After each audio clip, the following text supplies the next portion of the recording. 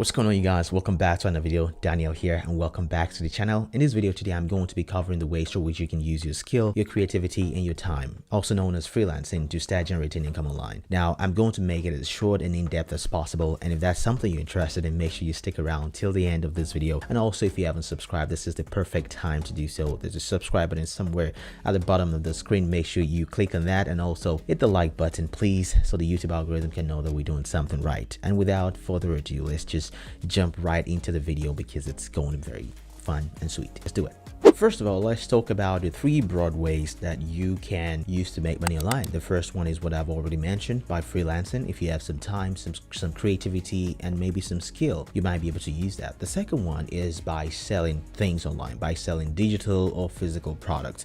And the third one is by being a content creator, which opens up a broad range of income generating opportunities. But the last two I will talk about in a separate video. But my attention in this video is going to be on the first one, which is freelancing. Now, let's talk about the platforms that exist if you're trying to freelance online. Maybe you already know about these platforms, and if you don't, they are one, Fiverr and Upwork. And there's also real life, where you go around your neighborhood or your locale and you prospect to real businesses in order to offer your services to them, something that I will also talk about in a separate video. If you don't know, Fiverr is a marketplace that connects you as a service provider to people who already need your services, and Upwork is the same. But what is the difference between these two platforms? Fiverr, for example, is for people who are looking to work on a short-term basis, while Upwork provides a long-term option for people to hire people to bring them on into the organization and to pay them on an agreed upon basis, and that could be hourly, monthly, quarterly, or whatever agreement they have between the two of them.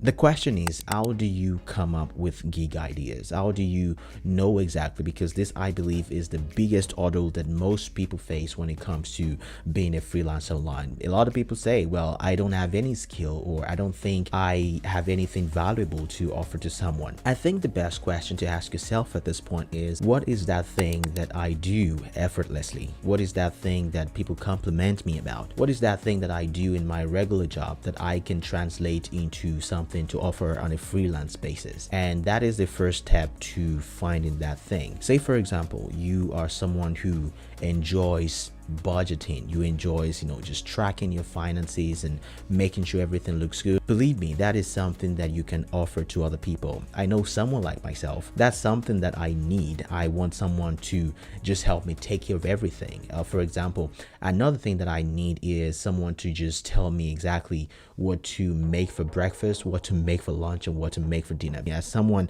who focuses on all of these things that I'm doing right now, the last thing I want to think about is, what am I gonna eat for lunch? So if someone can come into my life and help me do like a meal plan or something that just makes my day a lot better, I would be ready to pay for that. So if you are someone who enjoys that, maybe you just have some recipes, or maybe you enjoy putting together spreadsheet for finances, for food recipes, or just for about anything, believe me, there's someone out there who needs your services, and that is the first step to finding exactly what you can offer. I've heard people say to me in the past, well, I'm 55 years old, or I'm 60 years old, I don't know exactly what I can do. But when I talk to these people, say for example a group that I belong in on Facebook, there's someone who came out and said, well, it's been 35 years and I retired from being an auto mechanic, and I don't know if this is something I really want to do. I can't offer anything online. And I was just thinking to myself, well, if you've been an auto mechanic for 35 years, there's someone out there who do not even have any idea on how to make a whole change in their cars. That's something that I learned very recently.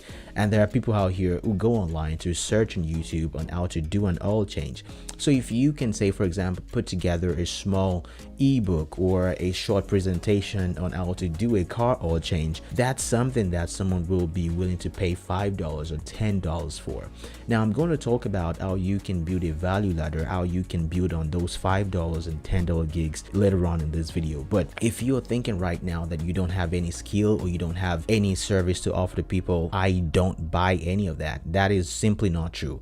All you have to do is just think within yourself and think about the things that you do, things that you love providing to people, that people compliment you on. And that is the very first place to start if you want to get into freelancing. And I tell you right now, it simply works. Now to the second part of this video, which is creating a value ladder. Now you might be thinking to yourself, well, how much of a $5 gig do I have to get in order to make a full-time income? I don't think anyone can do this full-time. That's something that I've heard time and time again. But there's the concept of value ladder, which is something that I don't see a lot of people talk about. Now think about you creating a $5 gig on Fiverr, right?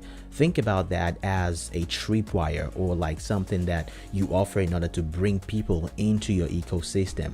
Think about how you can offer other things that builds upon the things that you are already offering right now.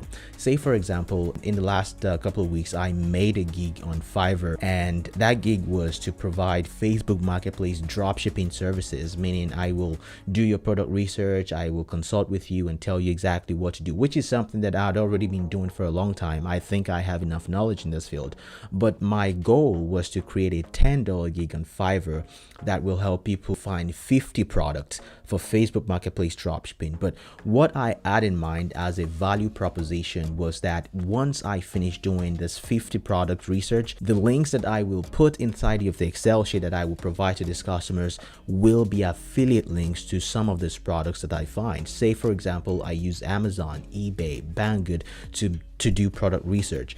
All of the links that I will provide to this person would be my affiliate links. So if they start making sales on some of these products and they go online to buy these products, the links that they will be clicking on to go on Amazon, to go on eBay, to go on Banggood, they will be my affiliate links. And imagine how much profit I can make by just, making $2 profit, 50 cent profit from just, Amazon alone. So this is my value proposition for this kind of gig that I created. And also I created different tiers of gigs on Fiverr as well, where I can, give you a full plan on how to go on about your Facebook Marketplace dropshipping, on how to, find the right VAs, on how to list your products and things of that nature. And once I start recommending to this person the softwares that they will start using, say ZDrop or FBM Fox, for example, the links that I will provide to them will be my affiliate links. And that is how you bring people into your ecosystem. That is how you build value on top of the things that you already have. So before you know it, you see that $5, a $10 gig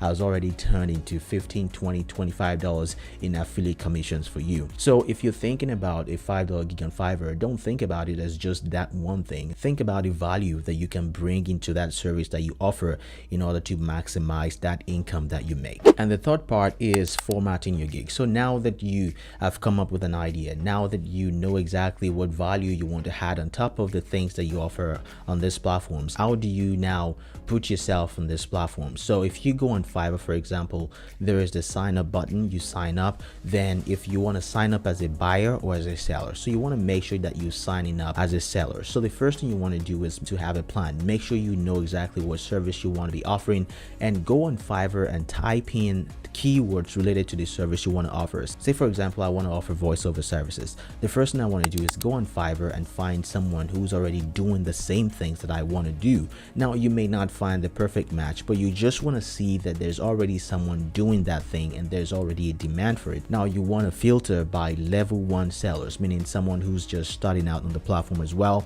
and has already gotten at least 1 to 2 reviews. So you want to look into their profile and see exactly how they've been able to format their profile, how they've been able to present themselves, and you want to copy that. You don't want to copy it directly though, but you want to take into account some of the things that they're doing right in order to build your own profile, because you just don't want to start on a blank canvas. So this is how you start on Fiverr. And once you post your gig on Fiverr, you're not going to just magically see orders rolling in. You want to make sure that you are talking about your gig. Say for example, someone in the group that I belong to, again, they posted their first gig on Fiverr, but in the first 2 days they didn't get anybody order from them at all. They didn't get any customers.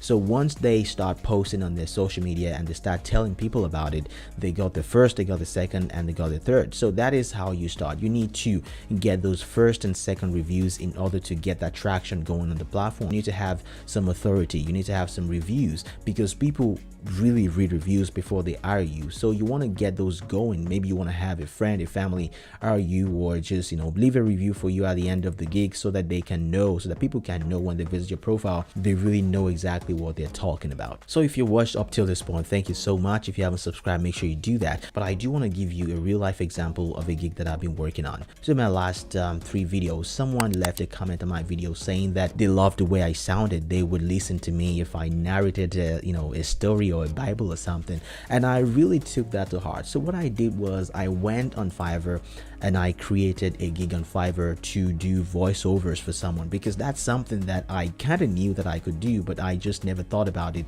in that sense. So I went on Fiverr and I created a gig for voiceovers, and this, what you're seeing on the screen right now, is my statistics for the last 2 days that I've had my gig up. I've had 32 impressions and 2 clicks, but I haven't got any orders yet. But I know that with time I will get orders. So if you have any need for a voiceover artist or something like that, make sure you go check it out. I have my gig up on Fiverr for now.